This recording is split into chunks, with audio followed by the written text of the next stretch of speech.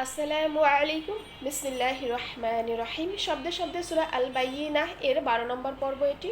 আগের 11টি পর্বে 63টি শব্দ পড়ানো হয়েছে, এই পর্বে আরও কিছু শব্দ পড়ব। 64 নম্বর শব্দ হচ্ছে ইন্না, এর অর্থ হচ্ছে নিশ্চয়। এখানে হরকতের পরে নুনে তাজদিদ এসেছে। এক জবর এক জের এক পেশকে হরকত বলে। যদি হরকতের পরে নুনে অথবা মিমে তাজদিদ আসে সেক্ষেত্রে গুন্না সহকারে পড়তে হবে, একে বলে ওয়াজিব গুন্না।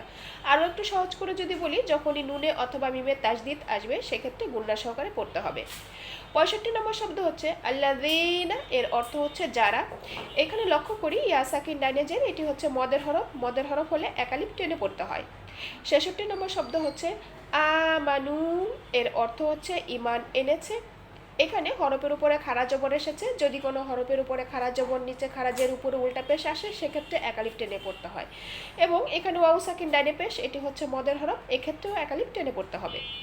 67 নম্বর শব্দ হচ্ছে ওয়া আমিলু, এর অর্থ হচ্ছে এবং আমল করেছে অথবা এবং কাজ করেছে। এখানে দুটি শব্দ রয়েছে, একটি হচ্ছে ওয়াও জবর ওয়া, এই ওয়া শব্দের অর্থ এবং, এবং আরেকটি শব্দ হচ্ছে আমিলু, এর অর্থ আমল অথবা কাজ।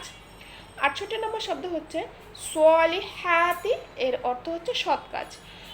এখানে খাড়া জবর এসেছে, এখানেও একালিফ টেনে পড়তে হবে, এবং হায়ের উপরেও খাড়া জবর এসেছে, এখানেও একালিফ টেনে পড়তে হবে। তাহলে সম্পূর্ণ শব্দগুলো যদি মিলে একত্রে পড়ি, ইন্নাল্লাযীনা আমানু ওয়া আমিলুস সলিহাতি।